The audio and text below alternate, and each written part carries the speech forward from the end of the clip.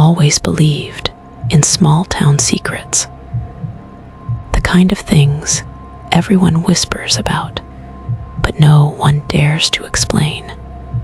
In our town, that secret was Mr. Kareem, the tailor who only opened his shop after midnight. No one knew where he lived or how old he was. His shop, Perfect Stitch, sat at the corner of the old Market Street, its windows covered with thick black curtains even during the day. Yet, people swore his work was magical. Whatever you give him, they'd say, comes back flawless, better than new. I didn't believe any of that nonsense. Until the night I walked into his shop.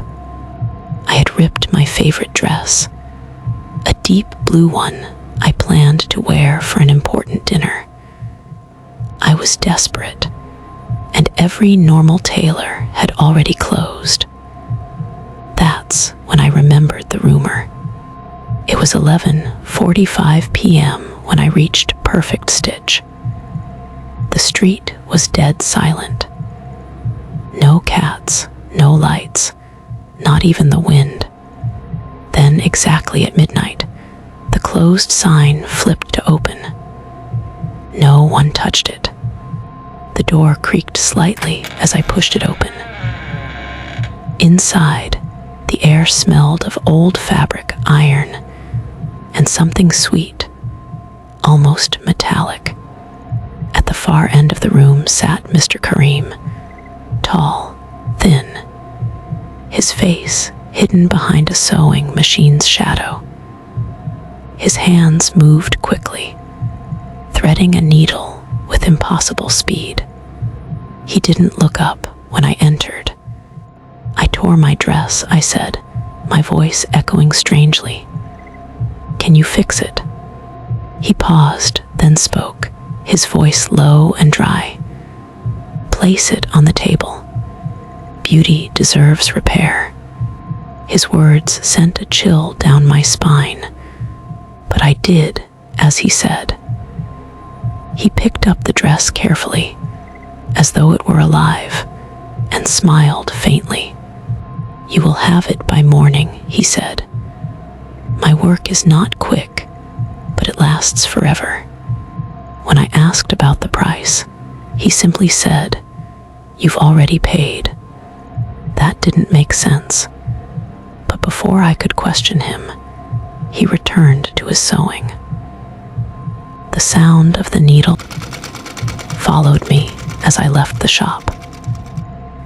The next morning, the dress was waiting at my doorstep, neatly folded in a brown box.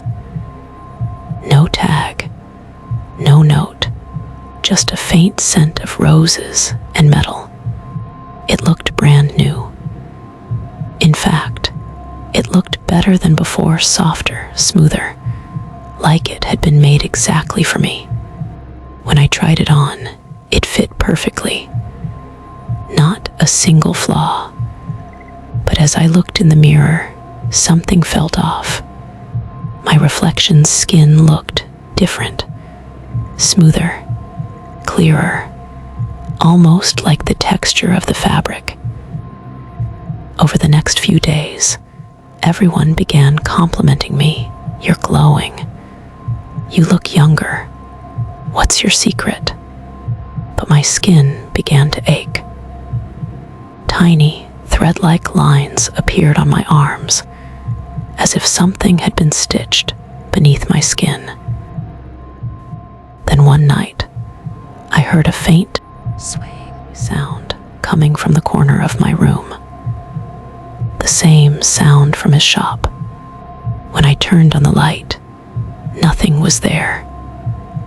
But the next morning, a small spool of black thread lay on my nightstand. I tried to forget it, but curiosity won.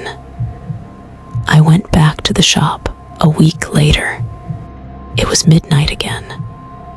The door opened the same way. Mr. Kareem was there, smiling this time. I was expecting you," he said. "You've worn it well, but perfection comes at a price." I demanded to know what he'd done to me. He gestured toward a mirror on the wall. In it, I saw my reflection, but my face wasn't mine anymore. It was smoother, paler, with visible seams running along my neck and wrists. "You're part of my collection now," he whispered. "Every perfect stitch takes a piece of someone's beauty. I only borrow it forever." Before I could move, the reflection in the mirror blinked, but I hadn't. The glass began to ripple, and I felt something pull inside my chest, like invisible threads tightening. He lifted his hand, holding the same black thread I'd found in my room. "Just one last stitch," he murmured. "I don't remember leaving the shop. All I know is that when I woke up, the dress was hanging on my door again, but I couldn't find my reflection anywhere. Now, when I walk past mirrors, I catch a glimpse of other faces stitched into the shadows. Women with perfect skin, beautiful smiles, and eyes that look like mine. They're waiting, watching, and every midnight I hear the faint of a needle somewhere nearby, because the midnight tailor never stops sewing.